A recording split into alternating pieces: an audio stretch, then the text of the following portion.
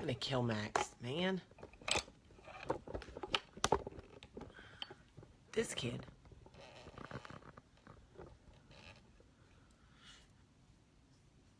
Can't explain why your love, it makes me weak. Hold on, I'm checking my connection.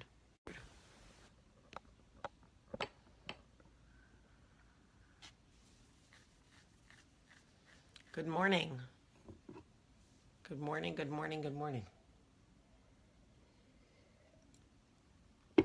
It says my connection is weak. If it is, I'm sorry. I don't know why.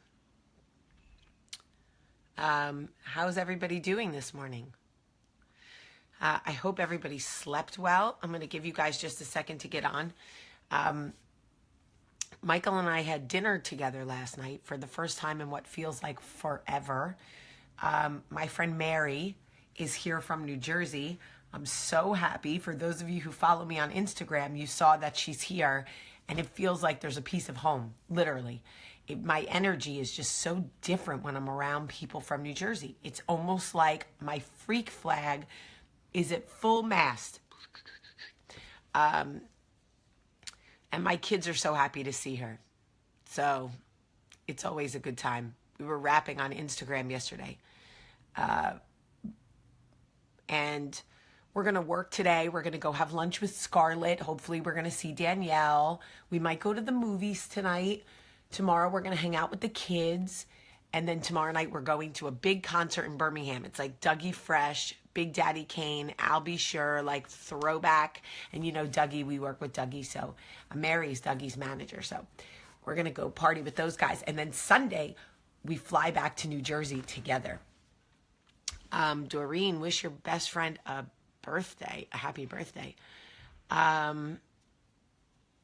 So anyway, last night was a great night. And Charlie, my poor baby, is dealing with a UTI. And if you have ever had a baby, a little girl with a UTI, it is awful. She woke me up. I say me, I mean Michael. She woke Michael up. Hey, Mel. Oh, my lover from Australia is on. Charlie woke us up a bunch of times last night to go potty, and she was screaming. I mean, I give her medicine where she's on medication, but my poor baby, oh my God, it's breaking my heart. All right, so the other day I mentioned that I was going to do a talk about infidelity. A lot of people, you know, and what it can mean if it isn't physical. Because in a lot of times in situations, in marriages, now I'm going to speak from a woman's perspective. So I know that there are plenty of men who watch, so just sort of flip the genders, flip the experience if it works for you. You get married and you make vows. Now, first of all, I would like to say that I have a very different view of a realistic marriage, okay? I think that there are people who look at marriage and they see it for what it is. They want one person forever and always, no exceptions, and they find comfort in that one union. Hi, Mary. Oh my God, all my girls are on. I'm so excited. Okay, so there are some people who look at marriage and they go, this is what I want. I want to be with one person for the rest of my life, and I find comfort and security in this, okay? And then there are people who go, well, monogamy is not really natural to me, but I love this person and I want to marry them. And they try to have an open mind about how do we figure this out? How do we make this work, right? And they do the best they can. They keep an honest, open dialogue, right? And then there are people who go into marriages and it's a shit show. They just, yes, Meredith Ann, that is probably the greatest comment I've ever seen. You absolutely are all my girls. Thank you. Okay. So I want to explain something to you. We are trained mentally and emotionally to believe that unless somebody cheats on us, unless they have sexual relations with another person, that whatever dishonest behavior they engage in is not infidelity. And I'm here to tell you that that is incorrect. Okay? It is a lot easier to make your case when somebody has an affair. Sure, they had an affair. Nobody's going to argue with that. People are going to go, oh, he had sex with another woman. Totally get it. You should leave, whatever. But a lot of people want to know what I mean by what are other ways that that your partner can be an infidel without ever putting their hands on someone else. Well, in my opinion, when you enter a union in a marriage, the vows that you make to treat each other with respect, to be honest with each other, to be financially responsible with each other, these vows are just as important, if not more, than I won't have sex with anyone else. Okay? I don't believe that a man who gambles thousands of dollars of his and his wife's savings behind her back is not an infidel. That is infidelity. You made vows to honor and love the person that you are with, and stealing money from them behind their back is neither of those things. Okay? You are that infidelity. If you neglect or ignore your spouse, if you withhold sex, if you seek conversation and deep, meaningful, emotional relationships outside your marriage, but you never touch anyone else, that is infidelity. If you forsake the person that you married and leave them alone in this life, that is infidelity. You have broken your vows. If you speak about what goes on in your marriage to a person specifically and especially of the opposite sex, if you talk about your wife and her shortcomings and your problems with another woman over drinks or over text, that is infidelity. If you lie about finances, if you take out loans and forge your wife's name, if you don't pay taxes, if you do things behind her back that damage her financially, that is infidelity. If you repeatedly take other people's side and do not defend your wife and maintain a safe and structurally sound family unit for her, that is infidelity. I don't care if it's your mother, your father, your sister, your brother. I don't care who it is. If you consistently take other people's side and leave your wife alone in this life, that is infidelity. So people say, but he never cheated on you. And what's your point? He gambled all our money away and he's been lying to me for years. What marriage vows was he upholding there? You get to determine what does not work for you. Some women may be fine with their men stealing their money and ruining their credit and lying to their face. That may be fine for them because they made vows. And for them, they're like, well, he never had sex with another woman, so like whatever. That's fine. But don't dare shame another woman who stands up and goes, this doesn't work for me. This is not the marriage I signed up for. These are not the vows I made in front of God. No, no, no, no.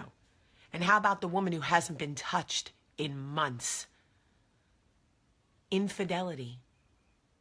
It happens to men too, and I said at the beginning of this video, I'm speaking from a woman's perspective, but obviously, yes, it goes for women. You can flip the gender, but I am speaking from a woman's perspective. The coffee talks would be an hour long if I was doing both sexes, guys. Okay? So many of you write to me and say, Jamie, you're speaking to my heart. You have no idea. He never had sex with anyone else, but he's been lying to me for years. He ignores me. He doesn't touch me. We don't have sex anymore. That's infidelity. That is infidelity. There are parts of marriage, okay, that are not easy. But you got to get up and put the work in. You don't get to just give up. If you give up, you need to get out. You can't leave your partner there holding on to something that you know you're not keeping together. It's just not fair. And here's what I'm going to say to this.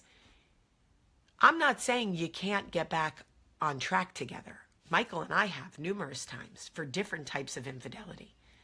What I'm saying is you both got to want it, and you both got to admit that what's happening is infidelity, even if there's no sex happening. You got to be brave enough to say, listen, what I've been doing is infidelity. You know, I had a coffee talk person write me a letter and say, I am married to the most wonderful man. He loves me and he's a great father. But I just found out that he gambled over $40,000 of our savings behind my back. And I don't know how to feel. You feel like he had a damn affair. That's some bullshit. That is the grossest misuse of trust and years of built up confidence in somebody. You feel devastated. You feel like you don't know who you're living with. You feel like your whole world has been ripped out from underneath you. That's how you feel. And people think you can only feel this if it's sexual infidelity. I'm going to tell you right now, I would take Michael making out with some chick over stealing $40,000 from our savings account any day of the week. Please find a girl and make out with her. Please run. Leave the money alone. Leave my kids' college savings alone and go make out with some chick. I don't care. That's just me.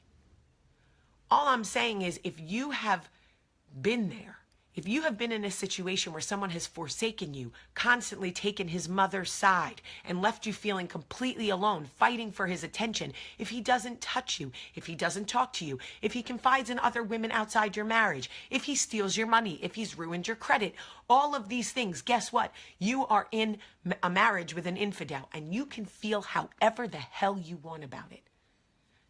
That is the truth. That is the truth. And that's the only reason I'm doing this coffee talk, is to let you know that you are not alone in your feelings. Wherever you are right now listening to this coffee talk, and I know that there are many of you with tears in your eyes and pits in your stomach going, oh my God, she is speaking to me. Yeah, I'm speaking to you. And I'm letting you know that when you repeatedly say to other people, he never takes my side, ever. And they go, oh, but he's such a good man and he loves your kids and he's so good. You're allowed to say, stop. Hear what I'm saying. He is supposed to be my life partner and he never has my back. If the people you are speaking to continue to promote him, stop speaking to them, because the word partner in and of itself implies solidarity, okay? And it implies as a partner that they will have your back. So I'm just saying, and by the way, you don't have to be married to get this. You can just be in a relationship with someone. It is rude. It is disrespectful. It is not indicative of somebody who wants to be in a faithful, committed, loving union. It is somebody who is only okay with parts of a commitment. And you have to decide if that's enough for you. Because I will tell you this right now. I have not always been right. Okay? I have not always been right in my marriage. I have been wrong plenty of times. I have made mistakes in regards to my husband's family, and he has made mistakes in regards to mine. But we have each other's backs in public, and then he lets me have it in private, or I let him have it. And that is the truth. Michael and I will always be a united front. And then when we get home, he's like, all right, we need to talk. This does not work for me. And I'm like, okay. But if he scolded me in public in front of his mother, or if he didn't have my back, if he made me, we wouldn't make it. We wouldn't make it. We barely make it playing by the rules. We would not make it. So I'm just here to let you know, if you have gone through any of this,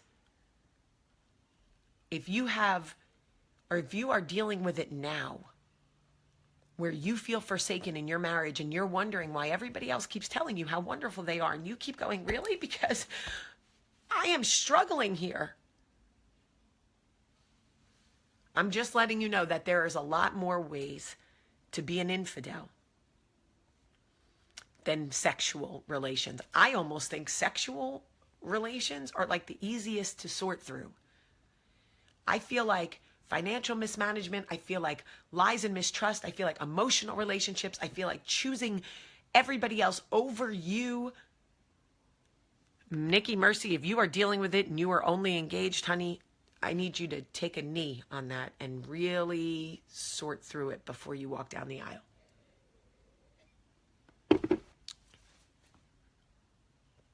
Okay. You guys get the picture. I don't have to beat it into your head. I just want you to know that I am validating your feelings about it. Because a lot of times, infidelity, the other kind, it's like pork, the other white meat, infidelity, the other painful, excruciatingly fucking isolating, miserable feeling and existence outside of sexual affairs, is awful and isolating and lonely and confusing and damaging and destructive. And it's not to say you can't fix it. You can fix it. I just want you guys to know you're not alone. You are not alone. Okay. I love you guys so much. I hope you have a great, great day.